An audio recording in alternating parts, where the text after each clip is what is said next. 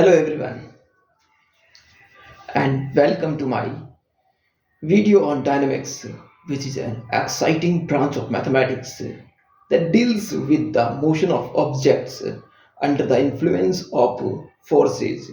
In this video, I will be discussing some of the key concepts and formulas that you will need to know for your upcoming mathematics paper of BSc second year. Let's get started. The definition of dynamics. अब हम बात करते हैं कि definition क्या होती है dynamics की। The dynamics is the study of how objects move and how the force acting on those objects affect there motion. It is a fundamental branch of physics and essential understanding everything from the movement of planets to the behavior of atoms. तो जैसा कि आप इस book से समझेंगे कि ये पूरी तरीके से फिजिक्स से जुड़ा हुआ है। मुझे याद है आज भी जब मैं बीएससी में पढ़ता था, तब उस टाइम हमारे फिजिक्स के टीचर थे, उन्होंने बोला था मुझे कि सही राम, ये तो पूरा का पूरा मैं पढ़ा सकता हूँ, क्योंकि ये एमएससी या बीएससी के फिजिक्स में सबसे एमएससी फिजिक्स के अंदर इसका बहुत सारा पार्ट लगता है, क्योंकि ये बेसिक है फिजिक्स पढ़ने के लिए ज़रूरी होता है। जैसे प्लेनेटरी मोशंस को समझने के लिए कि ये जो हमारे सभी ग्रह हैं, उपग्रह हैं, वो किस प्रकार से मूव करते हैं, उन सबको समझना। कैसे कोई ऑब्जेक्ट मूव करता है, उसका कर्व किस प्रकार से होगा, अगर वो मूव कर रहा है तो कितने टाइम बाद में कौन सी पोजीशन पर पहुंचेगा, ये सब बातें हम इसके अंदर पढ़ते हैं। तो ये सब है डायनामिक्स। आगे हम पढ़ते हैं इसके अंदर न्यूटन्स लॉज ऑफ मोशन। तो न्यूटन के गति के 3 नियम हैं, उनके बारे में पढ़ेंगे इसमें। One of the key concepts in dynamics is Newton's laws of motion, which describes the relationship between the motion of object and the forces acting on it. Newton's first law states that an object at rest will remain at rest, and an object in motion will remain in motion with a constant velocity unless acted upon by an external force. Newton's second law states that the force acting on an object is equal to its mass time its acceleration. Newton's third law states that for every action there is an equal and opposition reaction. तो अब हमने अभी इसकी तीनों जो Newton के तीनों नियम थे, गति के नियम थे, उनके बारे में पढ़ा कि पहला नियम तो जो जड़त्व का नियम होता है, तो ऐसा कहता है कि कोई वस्तु अगर गतिमान है तो वो गतिमान ही रहेगी, अगर कोई स्थिर है तो वो स्थिर रहेगी, जब तक कि उस पर किसी बाह्य बल का बल आरोपित ना हो जाए। इसके बारे में बात होती है। तो इसके बाद में आता है सेकंड, न्यूटन का सेकंड लॉज ऑफ मोशन बताता है, ये स्टेट करता है कि अगर किसी इसमें लिखा है कि force acting on an object is equal to its mass and its acceleration, यानी किसी वस्तु पर लगाया गया बल किसके बराबर होगा, उसके त्वरण और उसके द्रव्यमान के गुणा के बराबर होगा, F बराबर ma। तो ये सेकंड लॉ है। और तीसरा नियम तो क्रिया का प्रतिक्रिया है। वो क्या कहता है, वो उसकी बात करता है कि अगर, यानी कि हम ऐसा बात करते हैं कि अगर कोई हर एक एक्शन की रिएक्शन होती है, वो इसके बारे में बात करता है। ये हमारी जनरल लाइफ के अंदर भी इसी प्रकार से काम करता है। इसके बाद में जो फोर्थ पॉइंट है वो उसके बारे में हम पढ़ते हैं। उसमें उसके बारे में क्या लिखा है, जो फोर्थ है वो है क्या, calculating force and acceleration. To calculate the force acting on an object we can use the formula F बराबर ma। F is equal to ma, where F is the force, m is the mass of the object, and a is its acceleration. This formula is essential for understanding how object move under its influence of force. After that, we go for fifth point. That point C, fifth point is conservation of energy and momentum. Conservation of energy, ये क्या है? ये इस प्रकार से है कि जैसे हमने ये 11th 12th और बीएससी की फिजिक्स में, मैथ्स में, हर जगह पढ़ते आए हैं कि कंजर्वेशन ऑफ एनर्जी यानी ऊर्जा संरक्षण का सिद्धांत। ये सिद्धांत ऐसा कहता है कि ऊर्जा ना तो ना तो उत्पन्न की जा सकती है और ना ऊर्जा नष्ट होती है। ऊर्जा हमेशा क्या होती है, एक रूप से दूसरे रूप में बदलती रहती है, ये होता है। ठीक है, अब इसके बाद में हम चलते हैं आगे। इसके बारे में क्या लिखा है वो पढ़ लेते हैं। इसमें लिखा है कि another important concept in dynamics is the conservation of energy and momentum. Energy can be transferred from one object to another, but the total amount of energy in a system remain constant.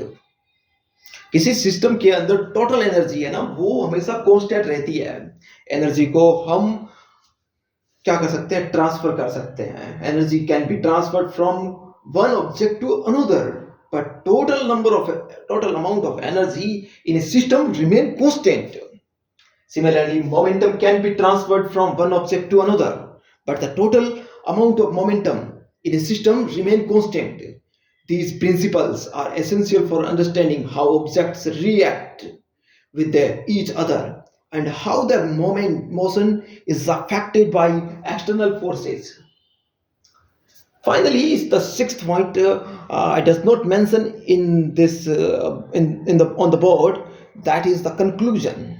That's all for this video on the dynamics. I hope the overview of the some of the key concept and the formulas will help you in your upcoming mathematics paper of BSc second year. Remember to practice solving problems and use these concepts to analyze a real world situation. Good luck. तो अभी हमने ये सब बात की है कि जो हम सभी इनकी पॉइंट्स है ना, ये जो चारों की पॉइंट्स लिखे हैं यहाँ पर, जो इंट्रोडक्शन में हमने शुरुआत में बात की थी डायनामिक्स के बारे में, उसके बाद डायनामिक्स की definition, laws of motion, Newton's और फोर्स और एक्सीलरेट को कैलकुलेट कैसे करते हैं, और conservation of energy and momentum. तो ये सभी फंडामेंटल कीज है। अब हम क्या करेंगे कि इस पर ज्यादा से ज्यादा क्वेश्चन सोल्व करेंगे। क्वेश्चन को सोल्व करने से होगा ये कि हमारी कुछ अंडरस्टैंडिंग डेवलप होगी। उसके साथ ही हम इन की कंसेप्ट्स को हमेशा याद रखते हुए हम रियल वर्ल्ड की सिचुएशंस के बारे में भी डील करेंगे।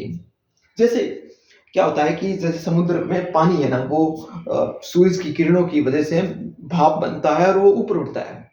ठीक है, अब इसमें क्या होता है, इसमें बहुत सारे जो साइंटिस्ट है वो कहते हैं कि इसमें होता है कि लेटेंट हीट होती है ना, वो इसको क्या करती है, वेपोराइज करती है। वो जब बादल आसमान में जाते हैं तो पानी के साथ में जो लेटेंट हीट जाती है, उसकी वजह से ही जब वो घर्षण करते हैं तो उनके अंदर पहले से उष्मा होती है, वो बिजली के रूप में हमें दिखती है। इस प्रकार से और भी बहुत सारे की पॉइंट्स होंगे जो हम रियल वर्ल्ड में देखते हैं, हम हमारे चारों तरफ देखते हैं। एक गाड़ी, दो गाड़ी एक दूसरे से टकराती है तो किस प्रकार से उनके बीच में जो जड़त्व का सिद्धांत यानी कि लॉ ऑफ इनर्शिया किस प्रकार से, यानी कि first law of motion of Newton's किस प्रकार से इंप्लीमेंट होता है। उसके साथ ही हम बाकी और भी चीजों की में बात करेंगे, किस प्रकार से जैसे हम कोई बाइक रन अप कर रहे हैं तो उसमें जैसे हम एक्सीलरेट करते हैं उसको, किस प्रकार से वो मूव करती है, किस प्रकार से उसकी जो स्पीड है वो बढ़ती है। उन सब के बारे में हम रियल वर्ल्ड को एनालाइज कर सकते हैं इन सभी की पॉइंट्स की हेल्प से। इसके साथ ही जैसे हम बात और करते हैं, जैसे इसमें लिखा है ये calculating force and acceleration. Force जैसे किसी भी वस्तु या इंसान का जो भार होता है वो हमेशा क्या होता है, F बराबर mg होता है। m उसका द्रव्यमान मल्टीप्लाई g मतलब कि गुरुत्वीय त्वरण, यानी किसी व्यक्ति का भार है वो एक्चुअली में क्या है, उस जो भी है ना पर्टिकुलर वस्तु है, जो भी कोई भी चीज है, मतलब वस्तु हो गया, कोई इंसान हो गया, कोई और भी कुछ भी, उसका जो द्रव्यमान उसके साथ में गुणा होती है गुरुत्वीय त्वरण की, उसके बाद में आता है भार हमारा। जैसे कोई हमें बोले कि उसका भार है कितना, 80 kg भार है, तो इसका मतलब है कि उसका जो द्रव्यमान है वो कितना है, लगभग 8 ये होगा, 80 यूनिट होगा। इसी प्रकार से हम बात करते हैं सभी। ठीक है, चलिए शुरू करते हैं इन सब के बारे में, और इसकी जो हम क्वेश्चंस को सॉल्व करेंगे। लेकिन सॉल्व करने से ज्यादा, मैथ्स के क्वेश्चन को सॉल्व करने से ज्यादा होता है उनको एनालाइज करना, ये सबसे ज्यादा इंपॉर्टेंट होता है। सॉल्व करना तो एक कलर का काम हो गया, एक बहुत ही छोटा काम है ये, तो ये मैथमेटिकल वर्क नहीं है। हम जब हम इन प्रॉब्लम को मैथमेटिकली सोल्व करने से आगे बढ़कर हम उनको एनालाइज करना सीखेंगे, तब हम रियल सही मायनों में हम क्या करेंगे, गणित सीख रहे होंगे उस टाइम। तो शुरू करते हैं।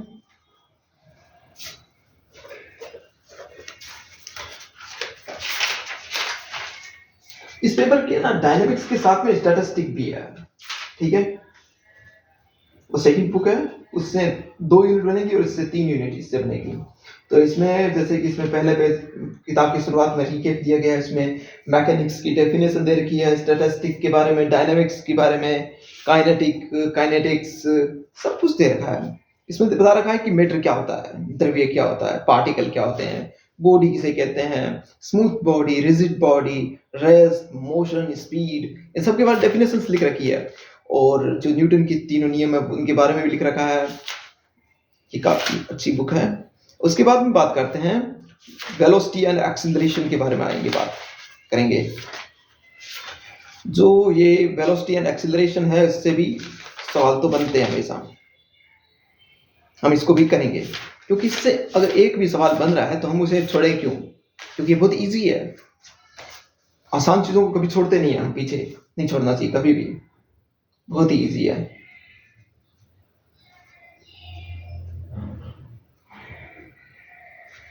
उसके बाद में सेकंड यूनिट वो है रेक्टिलिनियर मोशन, वहां से शुरू होता है। रेक्टिलिनियर मोशन और मोशन इन रेजिस्टिंग मीडियम,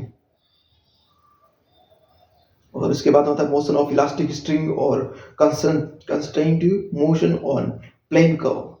उसके बाद में प्रोजेक्टाइल और सेंट्रल ऑर्बिट, ये सब है। तो पढ़ते हैं, शुरू करते हैं हम वेलोसिटी एंड एक्सीलरेशन से। वेलोसिटी एंड एक्सीलरेशन, एक्सीलरेट त्वरण, एक्सीलरेशन होता है त्वरण, वेलोसिटी वेग। अब उनके बारे में पढ़ते हैं और हम उनकी जो भी नॉर्मल उन पर जो भी एग्जाम्पल्स है उन सभी को सॉल्व करेंगे। शुरू करते हैं। तो इस बुक का पहला चैप्टर शुरू करते हैं हम।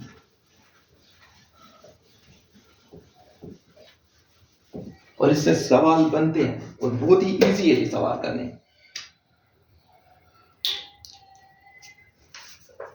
देखिए, सबसे पहले ये हम पढ़ रहे हैं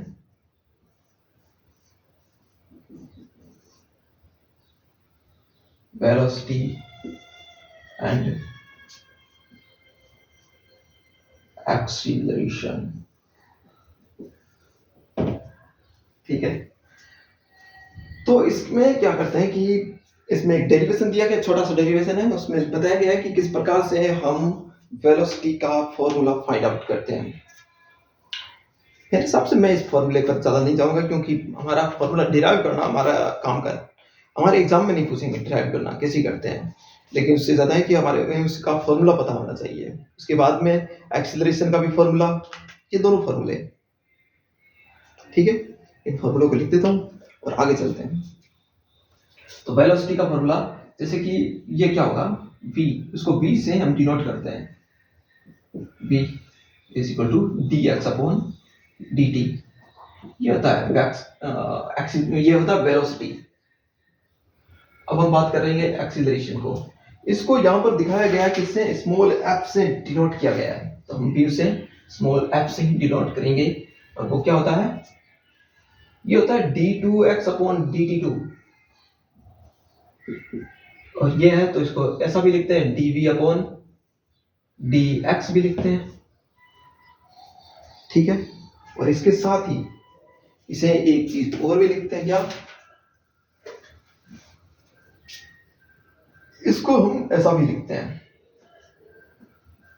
कि हम क्या करेंगे कि dv अपॉन dt और dt अपॉन dx, नहीं ये t है यहाँ पर, ठीक है। तो इसको थोड़ा सा मैं वापस रफ कर देता हूँ, थोड़ा सही करते हैं इसको।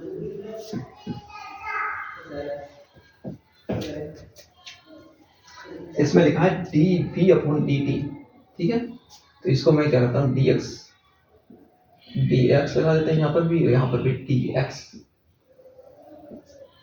लिख सकते हैं, ऊपर नीचे हमने dx लिखा है। ये क्या है? ये तो v है, तो जो एक्सीलरेशन है उसको हम लिख सकते हैं v, ये v हो गया, v into dv upon dx। तो इसके तीन फॉर्मूलाज हो गए,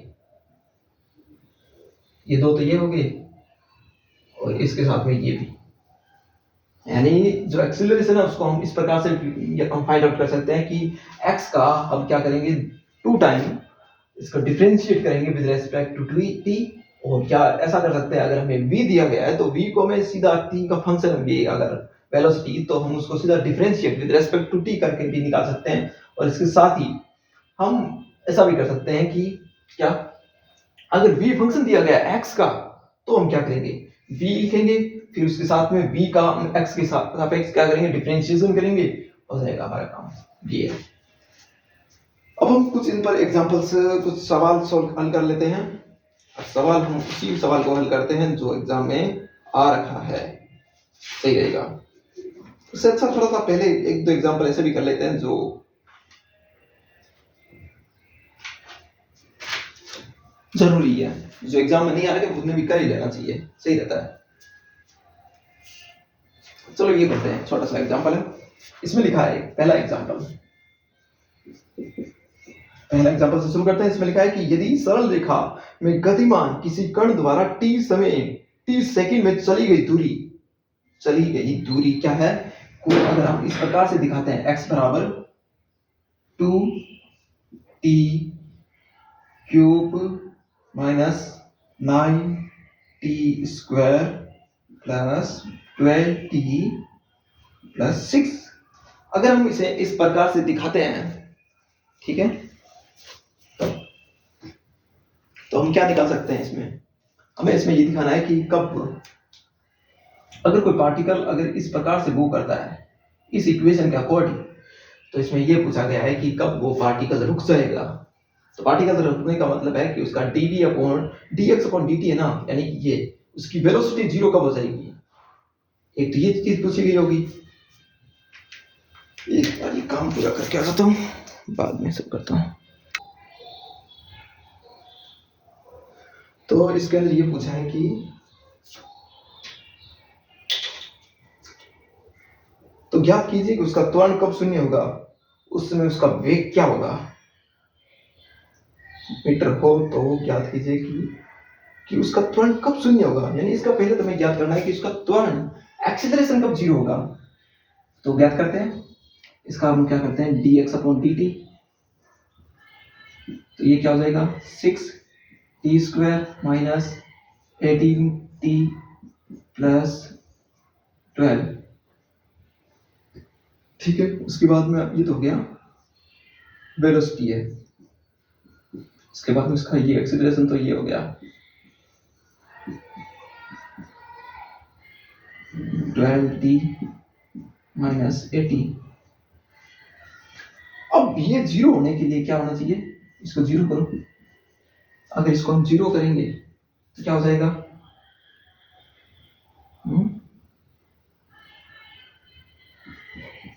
इसको जीरो करते हैं तो t क्या आ जाएगा, 6 18/2, ये t बराबर, ये बराबर जीरो होगा तो 18 बराबर के दूसरी तरफ जाएगा तो 18 आ जाएगा, तो 12t बराबर 18, तो t बराबर आ जाएगा 18/12, फिर 6 के 12 से काटते 6 12 6 18 3/2 आ गया t की वैल्यू, ठीक है। अब ये t की वैल्यू है, तो पूछा है कि जब उसका, यानी t की वैल्यू जब टाइम क्या होगा 1.5 सेकंड होगा ना, तब क्या हो जाएगा कि उसका एक्सेलरेशन जीरो हो जाएगा, ये जीरो हो जाएगा, तब t की वैल्यू ये है, तो उस समय वेग क्या होगा, तो v8 t is equal to 3/2, तो ये रखो यहाँ पर इसमें 6 इंटू टी का स्क्वायर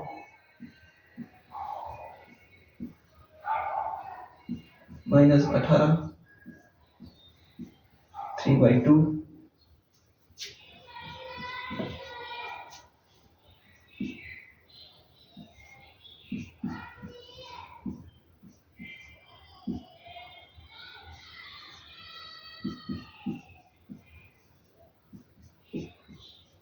ठीक है, ये है।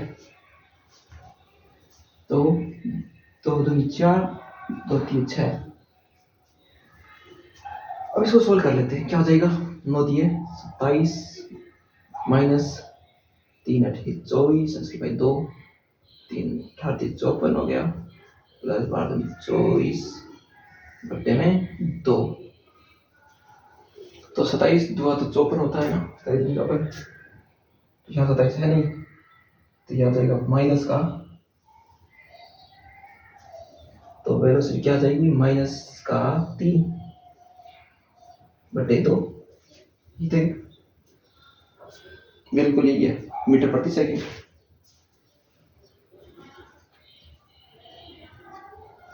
ये है, ठीक है। इसी प्रकार से इन सभी को सोल्व करना है बस, और कुछ नहीं है। मेरे हिसाब से बहुत सारे स्टूडेंट्स ने ऐसे सवाल हल किए हैं, है ना, पहले सॉल्व हल करके हैं। ये 11वीं 12वीं क्लास के हैं, कुछ एक सवाल ऐसे ही हल किए होंगे उन लोगों ने, सभी ने। तो मैं इसको मिटाता हूँ।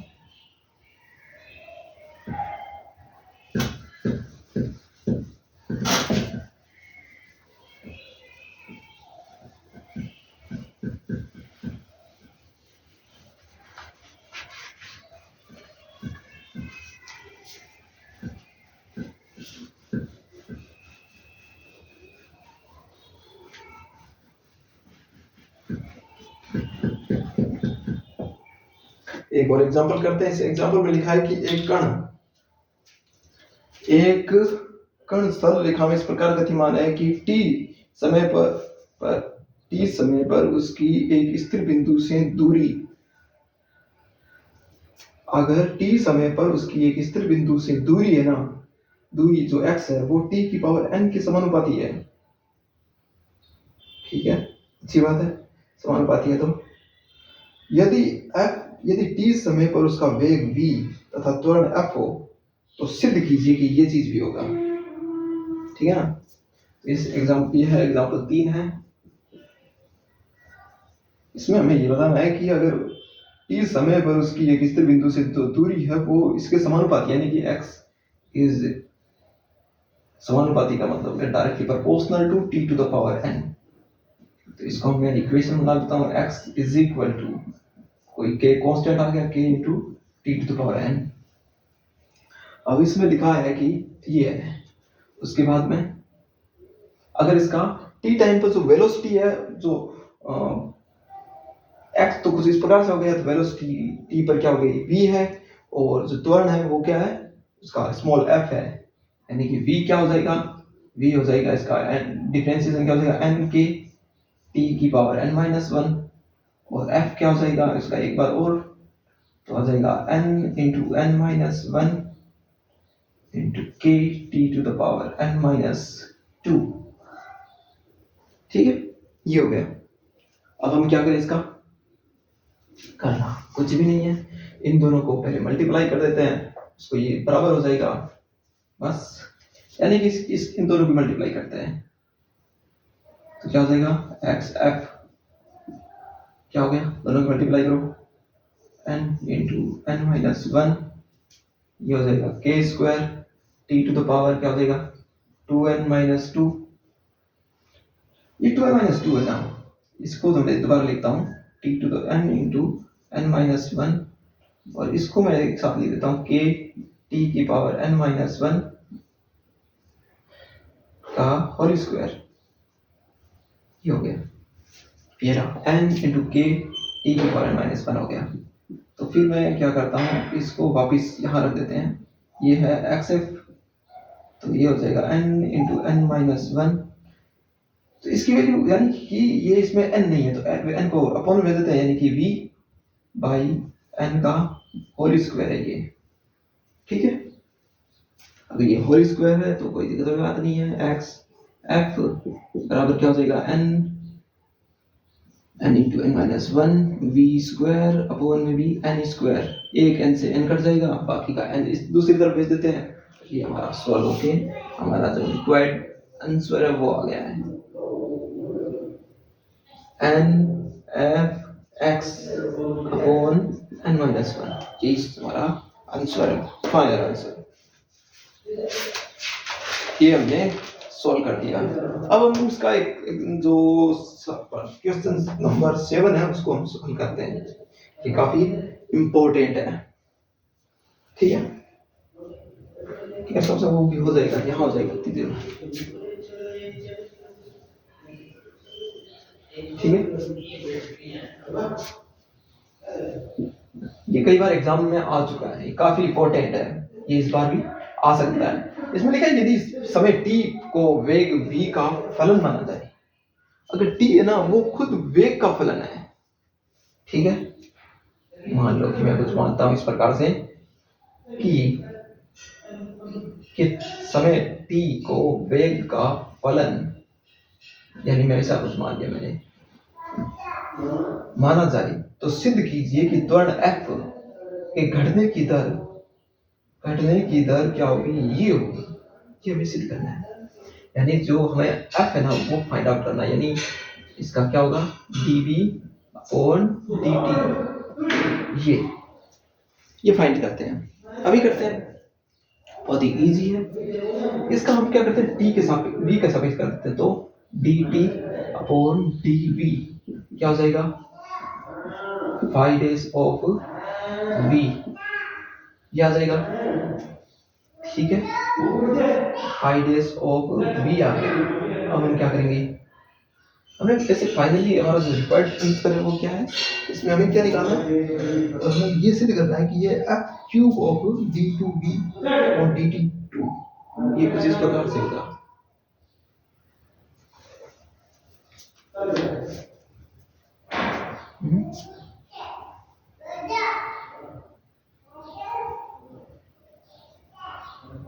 चलिए कीजिए कि f के घटने की दर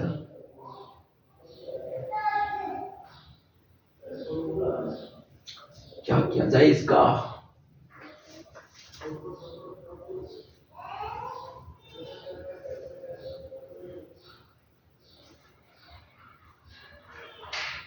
हाँ घटने की दर, यानी कि ये हमें f नहीं ज्ञात करना, हमें ज्ञात करना है क्या, df upon dt d2v upon dt2, ये ठीक है, ये हमें ज्ञात करना है। अगर हमें ये ज्ञात करना है तो करते हैं ज्ञात, ऐसी कोई बात नहीं।